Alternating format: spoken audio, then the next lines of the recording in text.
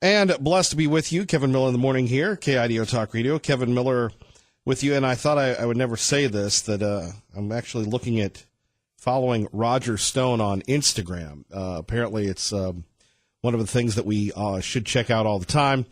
Very crazy world we live in. Do want to remind you, coming up Tuesday, we will be at Dave & Buster's again for our State of the Union Watch Party, 208-901-3800. It has been a while since our great friend Chris Farrell has joined us from Judicial Watch. Chris, good to have you back. Great to be with you. How you doing? How about that Roger Stone on Instagram? Apparently it's a must follow. You've been doing this for years. I don't know the particulars of the Instagram account, but I know that he's obviously a very, I guess I'll use the word flamboyant. He's he's a character, right? So I'm sure there's something he said or done that has everyone. He has a post of Robert Mueller dressed up as a waiter or something of that nature. Oh, but well, he is. I don't want to say crazy like a fox, if you will. So many years in the dark arts. Chris, how have you been, by the way? I've been doing great. Thank you very much. In the old days, we'd have you on all the time. We've let ourselves slack. So, your thoughts on the Trump presidency from the nonpartisan Judicial Watch perspective? I know Tom has been everywhere, concerning this Russian investigation, the Hillary Clinton emails. Where should we begin? Well, I think with respect to Judicial Watch's work, the important thing your listeners should know is that, we're the folks who actually uncovered Hillary Clinton's email server, and we did so in the context of Benghazi, believe it or not. So we are relentless, and even where the FBI, Mr. Comey infamously gave her a pass, and, the Department of Justice just let it all slide. We've continued to press forward with our litigation to uncover those records, and quite successfully in that, in a second related case, we had two cases, one in front of Judge Sullivan, where we took the depositions of about 8 people around Hillary Clinton, and we also got Hillary Clinton under oath in written interrogatories. A second related case in front of Judge Royce Lamberth, we just obtained permission from the judge to interview a further 4 people under oath. And then he says, come back to us, and I'll see if I need to put Mrs. Clinton under oath to answer more questions. So with the FBI and the Department of Justice, played the 3 monkeys, that see no evil, hear no evil, speak no evil. We've been able to successfully prosecute this case civilly and obtain real documentation, real testimony, real evidence. And we're not going to stop. We're going to keep, pushing this all the way through because it touches on 2 hugely important issues. Number one, Mrs. Clinton's national security crimes. Remember, 22 top secret SCI emails went across her outlaw server, never been held to account for it. And then secondly, the root of all this, which is our request for records and documentation concerning Benghazi. And Benghazi was obviously, we've never had a real clear resolution to that. Despite Trey Gowdy's bungled 11-hour hearing. But in looking at Benghazi, that's how we discovered that there was this outlaw server for Mrs. Clinton, because her email was conspicuously absent from all the other government traffic. Everybody's talking to everybody else, sending emails back and forth, but who's not present in the conversation? Hillary Clinton. Well, that's because she was running her own server. Chris Farrell joining us, and yet here we had a Republican House, a Republican Senate, a Republican President, and no movement on the Clinton stuff, and yet we have the Russian thing blowing up. Why the double standard? It's outrageous. I mean, other than the fact, you will recall the acting Attorney General, Sally Yates, right? She was the one who told everyone to disobey the president and was fired for it. You need to keep in mind that the headquarters of the Department of Justice here in Washington, D.C., is armed or is equipped or however you want to staffed with an army of Sally Yateses. So something like, if I had to guess, I'd say like 85% of the staff walking around headquarters, Department of Justice, are little Sally Yates mini-me's, okay? And that is who sits here at headquarters obstructing, covering up, slow walking, double talking, And so that's what we're faced with. And so when that's the staff, when that's their political agenda, and many of them have been highly, highly politicized, like Yates, that is what has to be overcome or worked against. And they're very subtle about it. I'll go back to another interesting historical character, Whittaker Chambers, who revealed the communist infiltration of our government back in the 50s. He said, look, you don't have to actively sabotage stuff. You just have to make mistakes. And so there's lots of people just making mistakes. And that's how we get to the point where we are now. Right. And let's talk a little bit about Mr. Mueller. Your thoughts? Well, I would think, who knows, but that this Roger Stone, look, Stone is a wild card, right? I'm not going to apologize or call him an American hero or whatever. He's a self-proclaimed dirty trickster. He's, a very controversial character. But one thing he isn't, and that's he's not stupid. And he also appears not to have really gotten much traction in the Trump White House because he was complaining that the president's staff wouldn't even return his calls. So that doesn't sound like somebody who's orchestrating or masterminding some huge plot to do something or some Russian collusion or whatever you want to call it. It sounds like a political operative who's on the margins. And so Mr. Mueller evidently says or claims that he's found that he's been less than forthcoming or he's lied about stuff. But, to go after him with a SWAT team and the amphibious boat in the canal behind his house and the armored cars and all that, it's such overkill. It's such a pathetic, overly dramatic demonstration. Is this the best he's got? Is this really it? I think, I don't know, but I think Mueller's efforts are sort of in their death throes.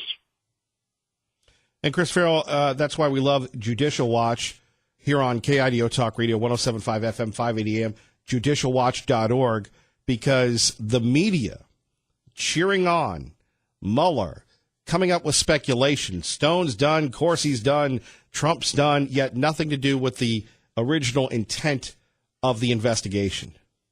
That's because they don't care. I mean, all they want to do is revel in any sort of damage. I mean, if one of these guys got a parking ticket, they would launch a film crew to show the person putting the ticket under the window, and it would be, aha, see, they're a criminal, And when people look at the substance of the charges and the claims that have been brought so far,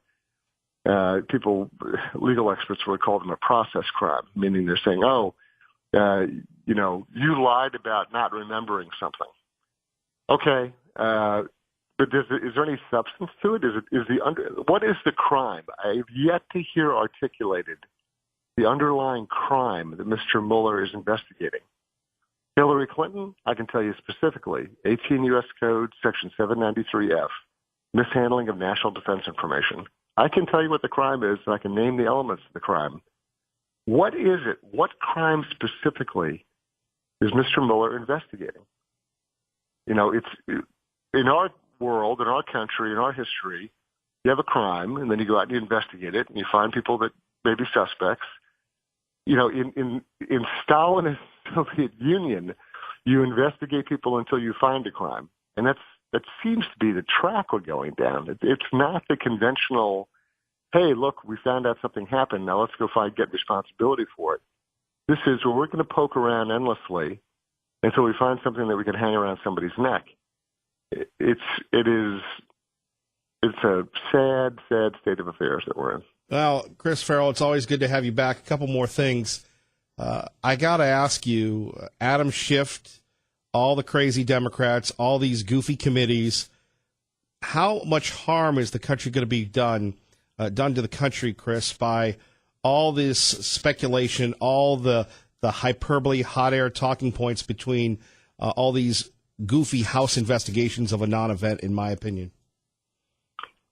Well, I mean, the good thing is if they're busy running around, chasing smoke and mirrors kind of, nonsense, well, then they're not unwinding the numerous achievements that the Trump administration has been able to pull off so far. And so, if they're going to spend their time, energy, and effort doing that instead of actually passing a budget resolution and getting a wall built and having, more than 3 weeks of government employment for people that were on furloughed, it's a question. Their actions will illuminate their philosophy, what they really want, what they're going after. And so just ask yourself, okay, what's on the top of your list? And if it's the get Trump thing, that will speak for itself. Chris Farrell, we'll get you out on this one. Let's talk about the beloved Madam Speaker, the most powerful person in the world. She's the best ever, and she loves to fly for free on the military. Yeah, so we've got some documentation we've uncovered through the Freedom of Information Act. We've filed these requests to get congressional delegation flight travel records. In a 2-year period, she spent more than $2 million on travel, hundreds of thousands of dollars on, food and beverages. I guess the last batch that we came up with show a trip to the Ukraine. I wonder does that mean Russian collusion? Just checking. She spent, it's just outlandish, outrageous sums of money. If folks are really interested in it and they want to kind of drill down and see the actual documentation, they should go to our website, which is Judicial Watch altogether, judicialwatch.org. All the documents are up there. So you can say, hey, Farrell, I don't believe you. You're exaggerating. Well, then fine. Go to the website, follow the links. You can read and see the actual documents for yourself and do your own accounting and see how Her Royal Highness travels.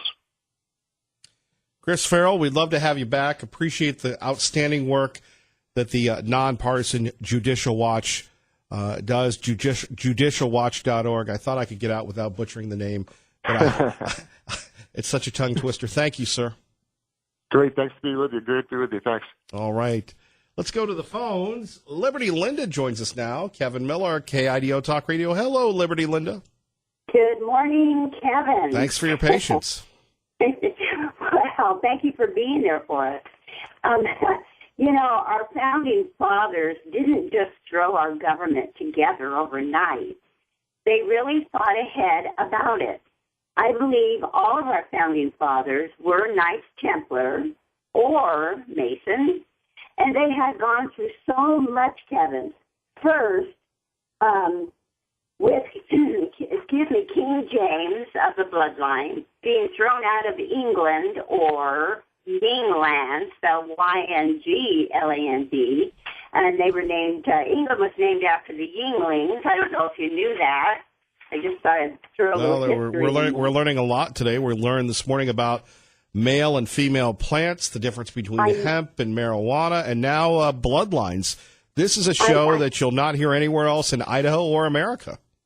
I know. I learned a lot about that as well. I didn't know. Anyway, the Yinglings came up from the Black Sea after escaping the Babylonians and Assyrians when they went to war, and they escaped over the Caucasus Mountains. Right. By the way, that's why we're called Caucasians today. Did you know that? I didn't know that, but we don't need something you should know. We've got you. So what would you like to talk about today? Well, I actually didn't know the difference between hemp and marijuana. It really hasn't been on one of my subjects, but I do know that when someone smokes marijuana, it can get over on the person standing next to them. It can get on their clothes. It can stink them up. It's a very smelly plant. Pardon me? It smells. It stinks. It does, and it will actually get on your clothes if someone next to you is smoking it, and it can also make you high as well. I know that about marijuana. That's a fact. Well, how do you know that about marijuana? Did you get high because someone was smoking it next to you? I've been next to people that were smoking it, yes. Just a personal aside, the people that are smoking marijuana in public, They have no consideration for us that don't want to smell, that don't want to get secondhand high, that don't want to be a part of that. You know, it's all about them and their token a joint, it would seem. I agree. I absolutely agree. And that's, too much smoke on the water. It's just, as far as I'm concerned, it's just bad stuff. It shouldn't be around other people. Bad sure. Medicine, yep. Yes, medicine, I believe in that. It seems like if it helps someone, we don't want to see someone suffering. Right. If it helps them and doesn't hurt them, then yes, I think that part of it is a good thing for someone. All right. And I just wanted to make the comment about Roger Stone. I love the way he throws his arms up. And, it makes us feel a part of it, that he's here for our nation. He's here for us, the people. And so I love that about him. And, Kevin, when we get together, when you put together Kevin Miller, President Trump, and Dave and Buster's, Liberty Linda has to be there. Well, I hope you're there. By the way, Tommy Ahlquist says hello. He was excited that you think he's going to be president. I think he should be when President Trump stands down, and I think that Tommy Ahlquist will be a wonderful president for us. It was kind of an inspiration to me, and I'm glad to see you guys are working together. He's a wonderful person, and the two of you together, wow. Well, who knows what'll happen? Liberty, maybe I could be Mike Pence. Liberty Linda, I got to run, but thank you.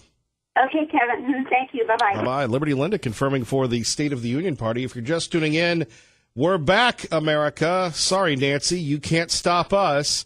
We are fired up and ready to go for our State of the Union. That's right, the State of the Union watch party at Dave & Buster's in Boise.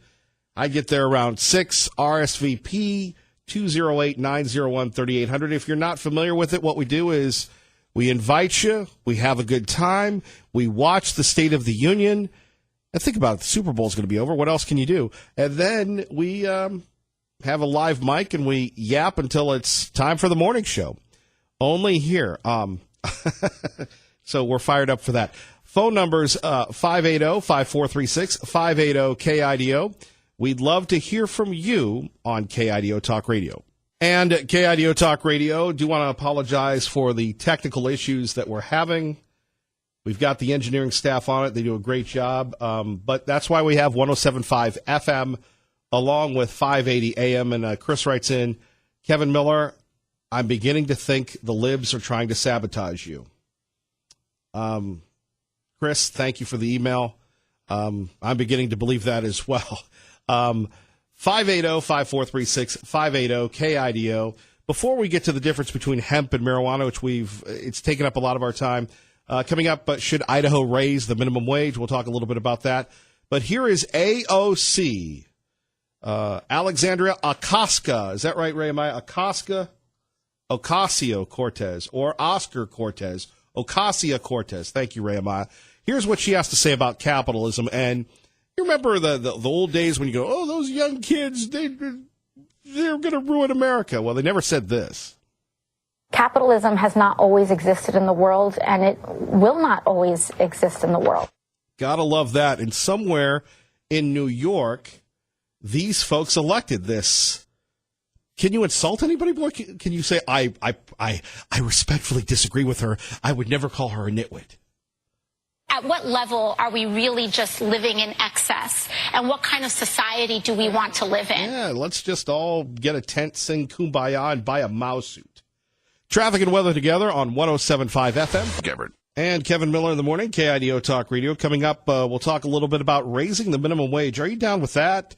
Should Idaho's minimum wage go up? And does that mean the rise of the robots? Say it ain't so, Kevin Miller. 107.5 FM, KIDO Talk Radio, 580 AM.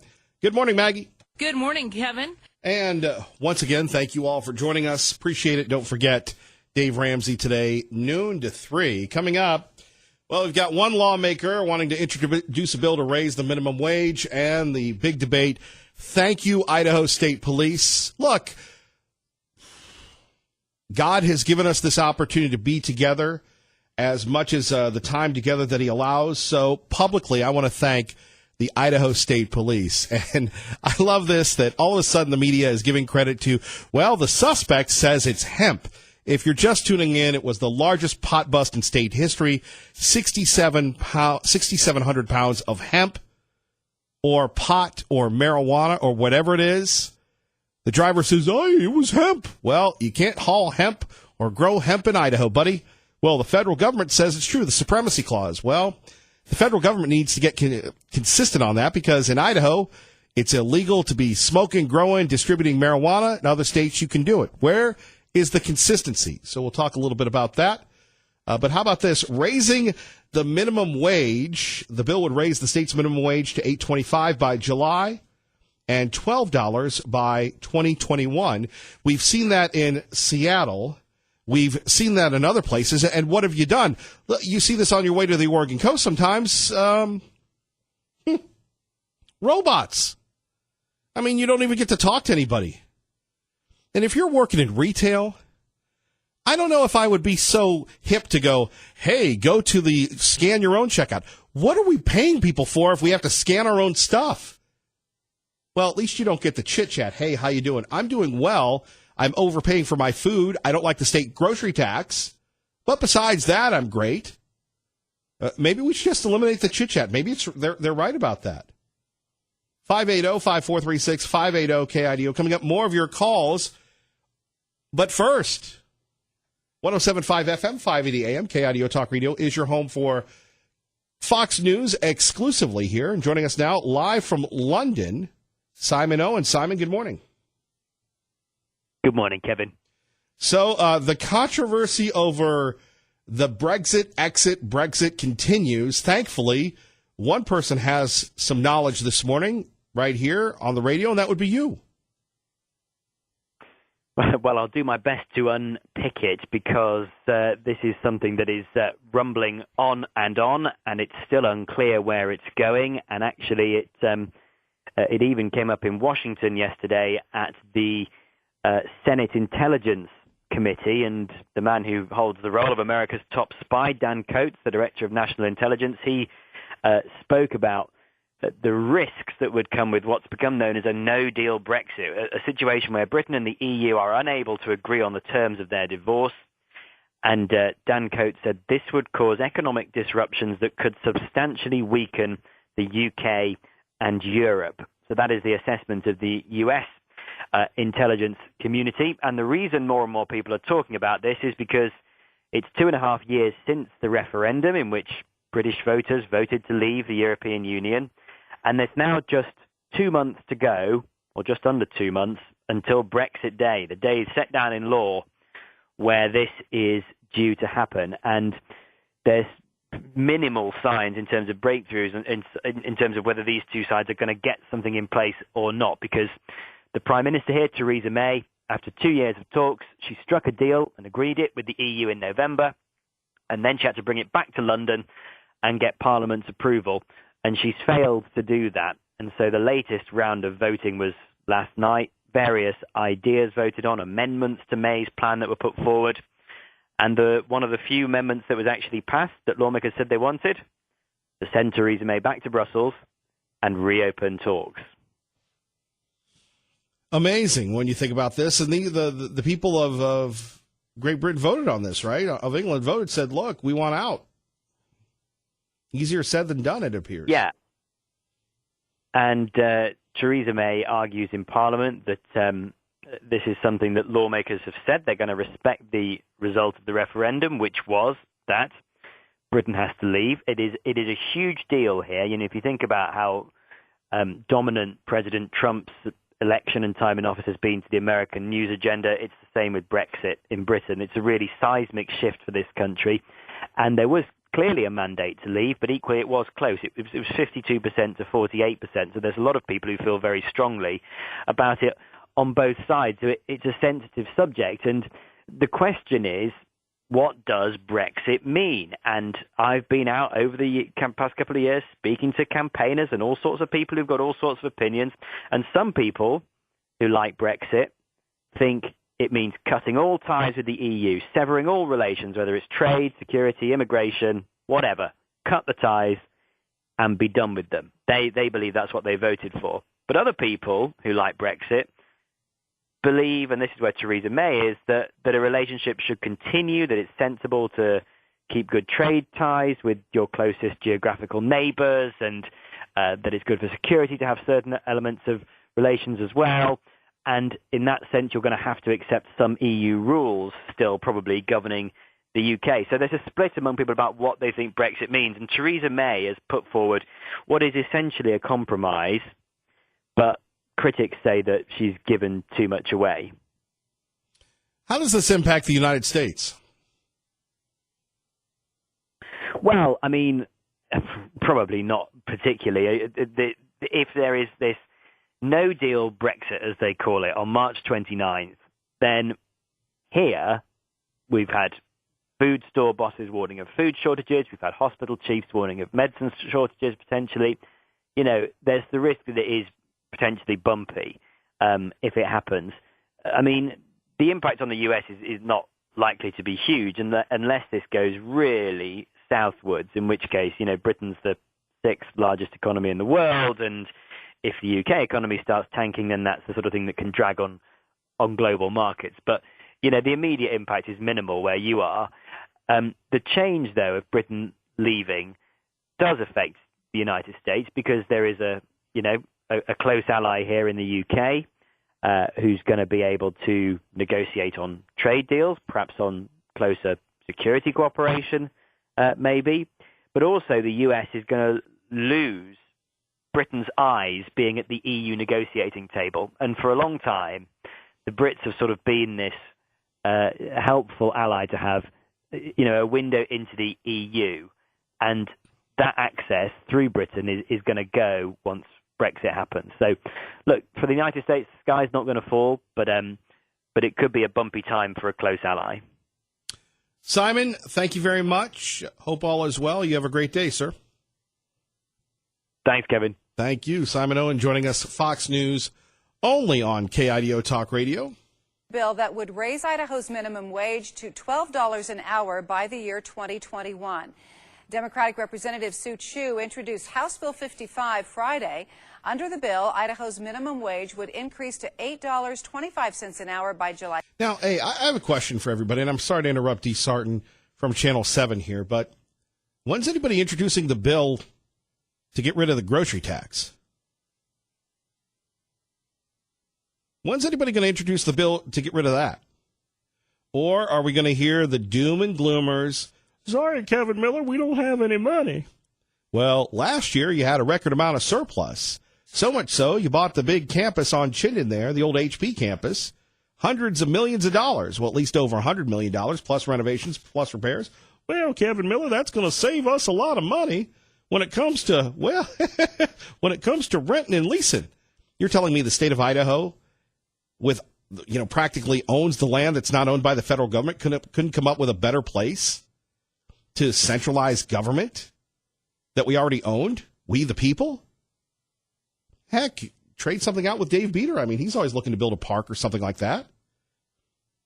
But it just seems crazy. So now we're looking at, this is weird. This bill gets introduced, but not one bill yet for repealing the grocery tax that I know of. And by the way, I appreciate people that don't agree with me and say, Kevin Miller, we don't have any money. Okay. We all have to balance our budgets. Look at what Dave Ramsey does.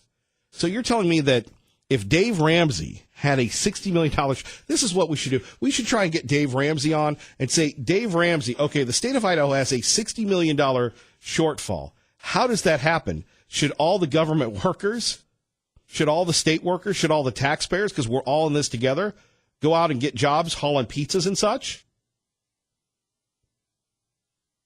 I don't know. And then we're going to increase funding or reformulate the funding for education? I don't know. Sorry, I got sidebarred. So right now we want to move the minimum wage $7.25 to $8.25 by July, $8.25 to $10.50 by July of next year, 2021 $10.50 to $12. Thank you. Here's what it comes down to. And we know this. And look, Many of us deal with this all the time. If you are valuable, and it's not really if you're valuable, if your employer believes you're valuable, they pay you what you're worth. Now, some people, they don't want to use that, hey, I'm going to leave. But if people are making minimum wage in this economy, there's chances to do other jobs, right? Right now there are. And what does it say if the state is mandating a wage? Well, Kevin, if it didn't, we'd have these employers giving us $3 an hour. You're right. And look, we're all there, except if you live a ghetto fabulous life and money, you have a little money tree. I don't want to be insensitive to people that are struggling. We all struggle. I struggle. But if you start mandating to state businesses, the minimum wage is going to go up. We have seen this fail in Seattle. We have seen this fail in Portland. Why would we want to emulate that? And how come a liberal bill can get so much run in the reddest of the red states, conservative Idaho, than the grocery tax repeal? Is there not one conservative that will sit back and say, I'm going to introduce legislation to do this? Or are they kowtowed by leadership? I don't know. Look, we just comment on the news. We don't run for office. So here you have this state mandating raising the minimum wage. The state has no business doing this. And all it's going to do is make employers peace out and go somewhere else. Look, I have an affinity for retail. I love retail. I've worked in retail. Probably one day we'll go back to retail. I consider this show kind of a retail show on issues. And most people in retail, they can do better than minimum wage. If you provide a good public service, the state has no business doing it. Sure, it helps pander to the growing bunch of libs coming in. But really, why would anybody be in favor of this? July 1st of this year, then $10 an hour by July 2020, and finally that $12 an hour beginning July 2021.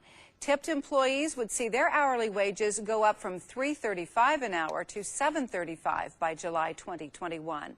The bill would also require the Department of Labor to adjust the minimum wage rate in direct proportion to the U.S. Consumer Price Index every year beginning in 2022. You know, not to sound like an insensitive dope, but all the businesses are going to do are pass the costs on to us, right? So things will get more expensive. And by the way, if you own a small business, it's horrific. I marvel at Mrs. Miller and her continued drive to run her small business, which she's done for many, many years, much longer than she's known good old Kay Millie. I admire people that again, owner operators. Diamond Heating and Cooling, Hope Bloom's Flowers, whomever, that come in and do this. Because self-employment tax, workers' comp, this, that, and the other. The government de-incentivizes business. This on top of it. I don't want to appear to be insensitive to people at this pay scale. Look, tomorrow, Billy, Willie, and Nilly could come in and say, hey, it's going to be Willie, Billy, and Nilly in the morning, and Kay Millie will be there at the checkout counter, and all of a sudden he's going to be, hey, your voice sounds familiar. Yes, would you like a medium or a large? Is this Kay Millie? Yes, it's Kay Millie. Now, do you want a number 2, medium or large, or do you want a number 3? You want nuggets? You want fried chicken? I bear no illusions about job security, but to mandate the raising of the minimum wage, I don't know about that. Tell me where I'm wrong, or if you agree with me. Let's go to Tom in Boise with Kevin Miller on KIDO Talk Radio. Good morning, Tom. Hey, good morning, Kevin. Thanks for being there. I'll take the fried chicken, by the way. Yes, sir. Well, one thing, I contacted my local representatives in District 18, and I asked them, could you actually support a bill that would freeze property tax? It's about the only thing that I think California did right, which is when you buy your home, your house's property taxes cannot go up year after year unchecked. And that's what's happening right now. and I rent to some local people. I don't want to raise their rents. I want to keep the rents down low. And what's pulling money out of their pocketbook is every year I get a new assessment for the same house. I haven't sold it. I haven't done anything other than upkeep it. My property tax goes up, and I have to pass that on to somebody else. A standard like 3-bedroom, 2-bath home in Boise the cheapest you're going to find was like $1,200. And so that's cost prohibitive for these people that are making, minimum wage and stuff. They have to go out further and further and drive farther and farther and use our roads more to get affordable housing. So I'd love it, and thank you for being the voice of Idaho. I'd love it if you can bring this up possibly more and more often. Can we bring up a bill like California did, and it's like I said, it's the only smart thing they ever did, to freeze taxes on a house once it's sold after the assessment's done. Once it's resold, if the house has gone up after 10 years, then they can reassess the tax value at that time. But like me, if I'm ready to retire and I've bought my home, I've paid for it, and I have a limited budget, and basically my taxes can go up year after year unchecked when my income is fixed. And I can basically get taxed out of the house that I raised my kids in.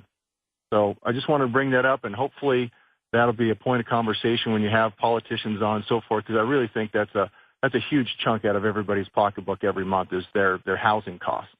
Yeah, the state shouldn't be able to kick you out of your home if you paid for it.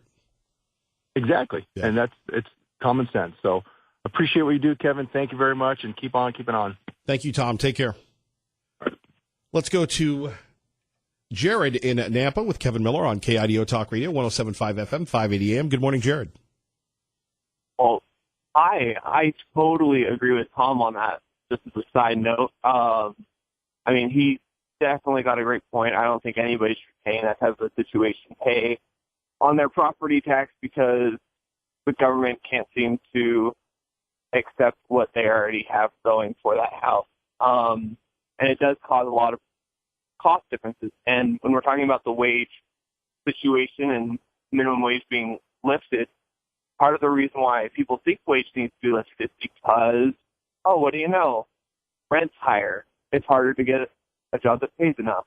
But I don't think people realize what happens, not just for the people who the costs get run down to, but for people who actually have licensing or regulations or stuff that they have to pass or meet regulation standards in order to get through to work for somebody. Those people won't get paid more.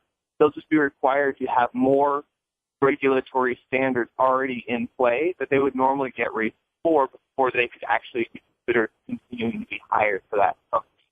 And so I think it does a great disservice to any technician, any auto mechanic type steel business. Well, we appreciate that. Maybe the same issue that got the signal earlier just got the phones. You're listening to Kevin Miller, KIDO Talk Radio. Kevin Miller in the morning, KIDO Talk Radio, taking your calls about raising the minimum wage. Let's go to Kyle in Nampa. Kyle, good morning. You're on KIDO Talk Radio. Hello, Kevin. How are you? Hey, thank you for calling, sir. Appreciate it. You bet. Yeah, just a couple of comments. I used to run a business, had 65 employees at our peak, and what a nightmare that was, and keeping up with wage increases and so forth. And we were certainly paying above minimum wage at that time. Today I have no employees and happy as a clam. But with regards to the minimum wage, there's a couple of things that I think that work against low-end workers. Number one, teenagers, for the most part, because of the minimum wage, are now being priced out of the market. Because the minimum wage is higher, people that would otherwise maybe move up and get better jobs don't, because the minimum wage satisfies their minimum needs. Whereby teenagers, an employer to hire a teenager that has no experience whatsoever simply can't justify paying what they have to pay. So I really think it works against the lowest end workers in that way. And besides that, just the free market side of where our economy ought to be clearly ought to drive the minimum wage, not government. It just puts a false barrier in place that shouldn't be there. What got you out of owning your own business? Well, I still own my own business. I've been self-employed for 30 years. The business that I had 65 employees ultimately ended up going bankrupt and got caught in the dot-com bust in 2001. But I've continued to be self-employed, same industry, different type of business now. I do a lot of business consulting work now. So you can control your own costs and everything then? Yep. Yes, I do. Yeah. Yep. Kyle, appreciate you listening to KIDO Talk Radio. Thank you, sir. You bet. Thank you. Thank you. Very good thoughts there on how the state and federal government de-incentivize anybody from having their own business.